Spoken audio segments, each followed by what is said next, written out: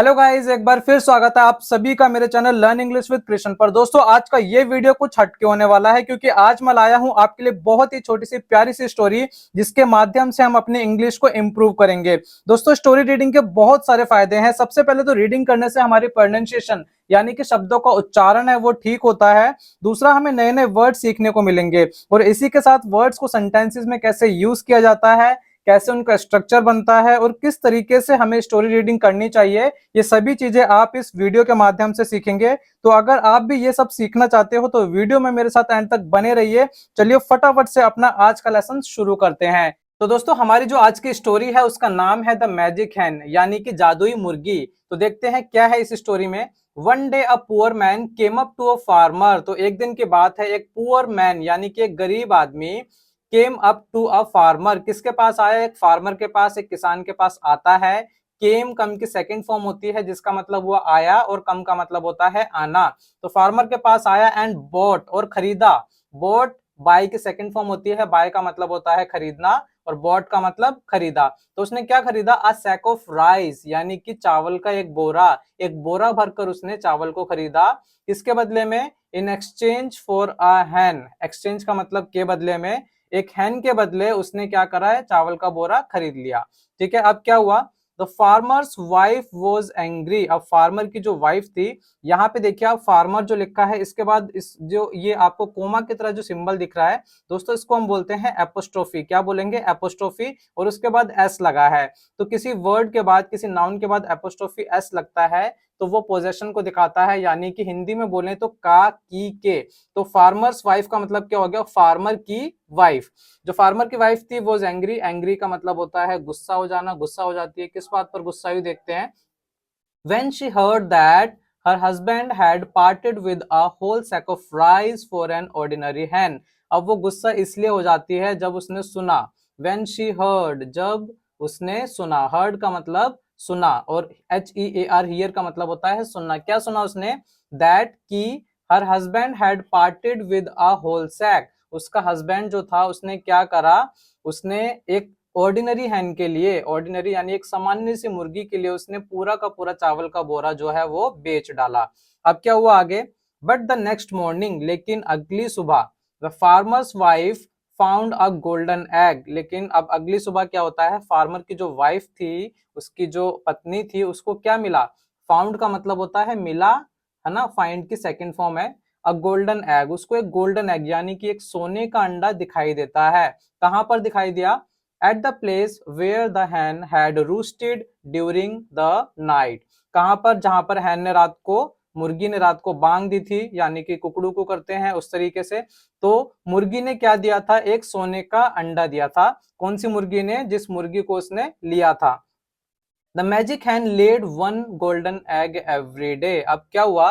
वो जो मैजिक हैन थी, जादुई मुर्गी थी, वो हर रोज एक सोने का अंडा दिया करती थी। एवरी डे का मतलब होता है डेली, हर रोज।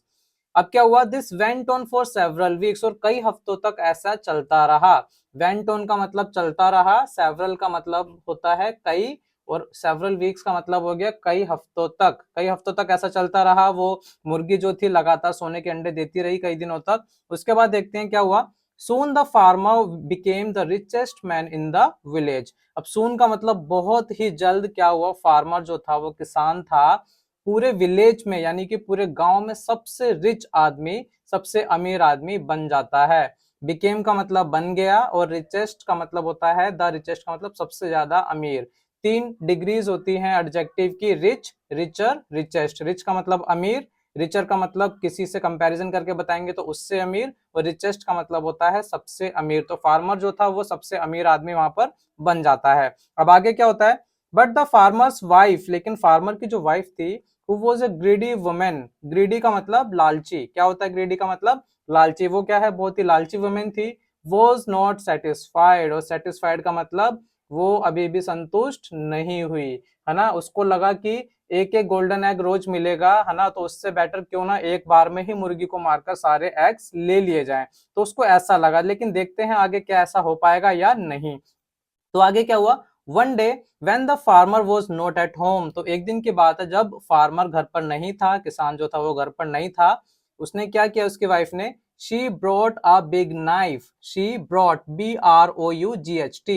ब्रिंग की सेकंड फॉर्म होती है, ब्रिंग का मतलब होता है लाना और ब्रॉट का मतलब होता है लाया। ये जितनी भी वर्ब्स मैं आपको यहाँ पर बता रहा हूँ, अभी जो वर्ब्स की मैंने वीडियो डाली है उसमें सभी वर्ब्स को मैंने अच्छे से बताया है, first form, second form, third form बताई है। और मैंने बताया था कि इन वर्ब्स के बिना आप इंग्लिश नहीं सीख सकते, ना तो बोल पाओगे, ना पढ़ पाओगे, ना लिख पाओगे, ना समझ पाओगे। तो उस वर्ब्स की वीडियो को जरूर देख लें, जिससे कि सभी वर्ब्स आप सीख पाओ और आगे आपको कोई भी प्रॉब्लम ना हो। तो उसने क्या करा, उसकी वाइफ ने एक बड़ा सा चाकू लेकर आ जाती है एंड कट द हैंस बेली, और उसने हैन की बेली को, मुर्गी की बेली यानी उसके पेट को काट दिया। किस होप में काट दिया? इन द होप का मतलब आशा में, किस होप में काट दिया कि उसको सभी गोल्डन एग्स एक बार में मिल जाएंगे। देखो लिखा है यहाँ पे ऑफ गेटिंग, गेट का मतलब होता है पाना, क्या पाने के लिए? All the golden eggs at once, at once का मतलब एक बार में। उसे लगा कि अगर मैं हैन की बेली को काट देती हूँ तो मुझे एक बार में ही सारे गोल्डन एग मिल जाएंगे और हम बहुत ज्यादा अमीर हो जाएंगे, लेकिन ऐसा नहीं हुआ। क्या हुआ आगे? टू हर डिस्मे, अब वो तो हो गई निराश, डिस्मे का मतलब निराशा, उसको निराशा मिली। शी फाउंड दैट, उसने क्या पाया कि there was not even a single egg, वहां पर एक भी अंडा उसको नहीं मिला। इवन का मतलब होता है भी, सेंटेंस पर जोर देने के लिए इसको यूज किया जाता है। इनसाइड द हैन, तो मुर्गी के अंदर, इनसाइड का मतलब अंदर होता है और आउटसाइड का मतलब बाहर, तो उसको मुर्गी के पेट के अंदर एक भी अंडा नहीं मिला। And there never would be any more eggs because the foolish greedy woman had killed the magic hen, and there never would be यानी कि never का मतलब कभी नहीं।